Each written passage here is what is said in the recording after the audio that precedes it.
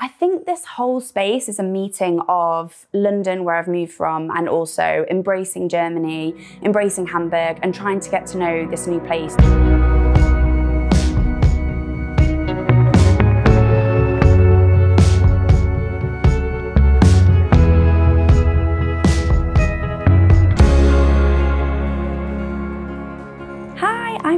We're here in Hamburg today in my very colourful apartment. I moved here from London about 18 months ago with my partner.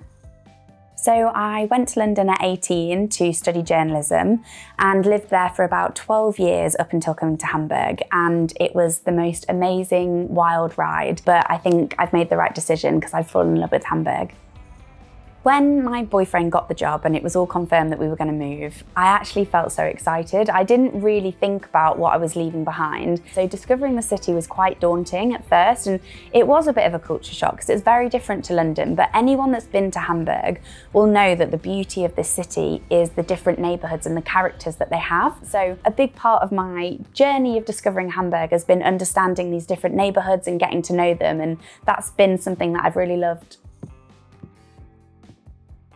When I first came to Hamburg, I didn't know anyone. I was very proactive about this. I signed up to lots of groups, I went on the apps, and I also found things like a knitting group. So every Thursday, there's a gorgeous little knitwear shop in the creative part of town, and the owner hosts people to come and share their projects and knit together. That's where I knitted my blanket, which I'm very proud of. That's a way that I've made a lot of really good friends.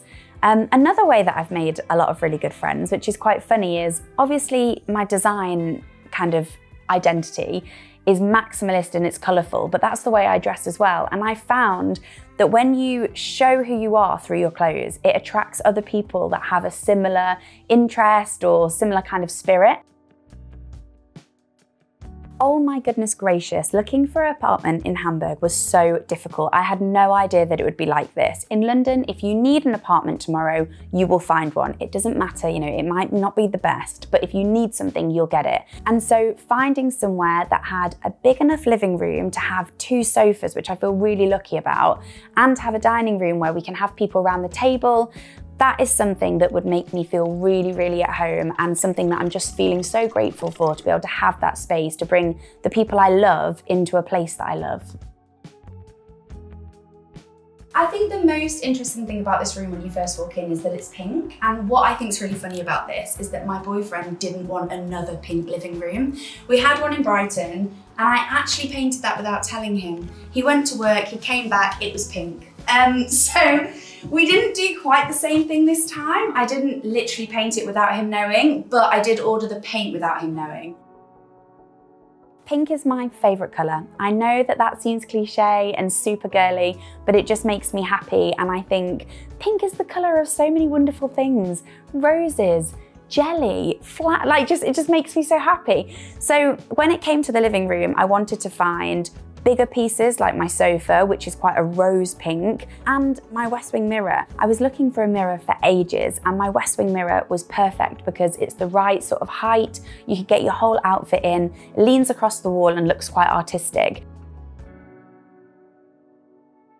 I think as a journalist, it's natural to be interested in storytelling, not just through words, but for me, films as well. And I have so much respect for directors that have a really unique identity, like Wes Anderson.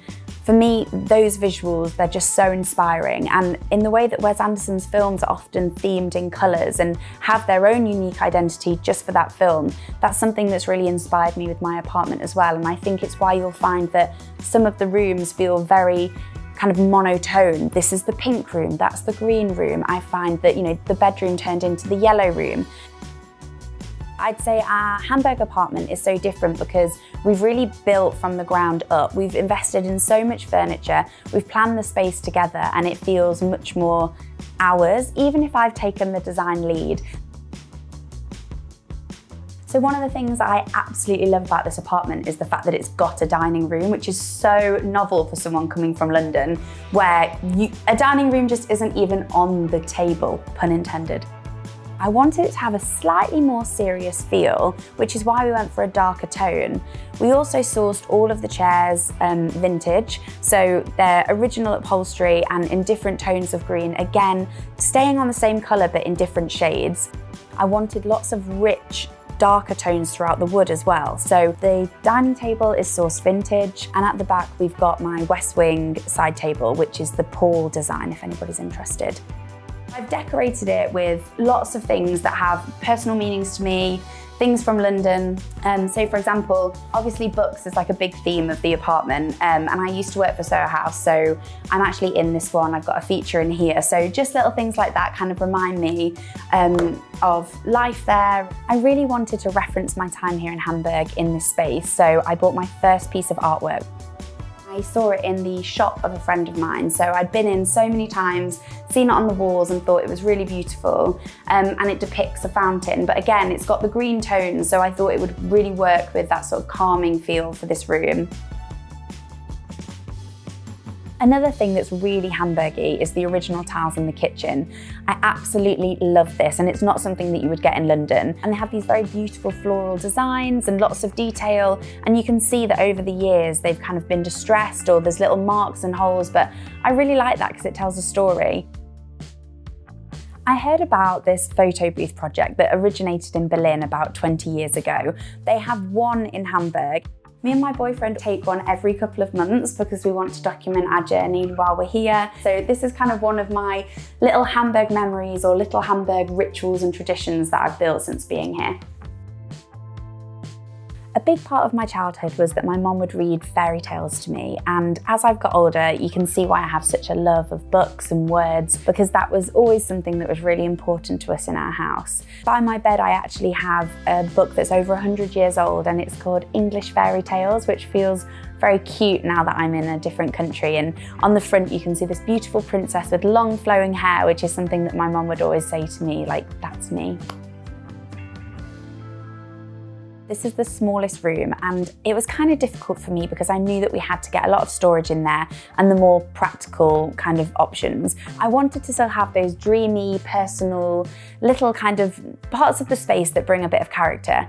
So above the bed you'll find two matching prints. One says Bonjour Madame and one says Bonjour Monsieur, and we put them above where me and my boyfriend sleep. It sounds really cheesy, but we thought that was really cute. And then every morning when we wake up we say Bonjour, and it's our new little tradition. If you want to see more beautiful homes, click on the playlist, and that's it from me. Thank you so much. Bye.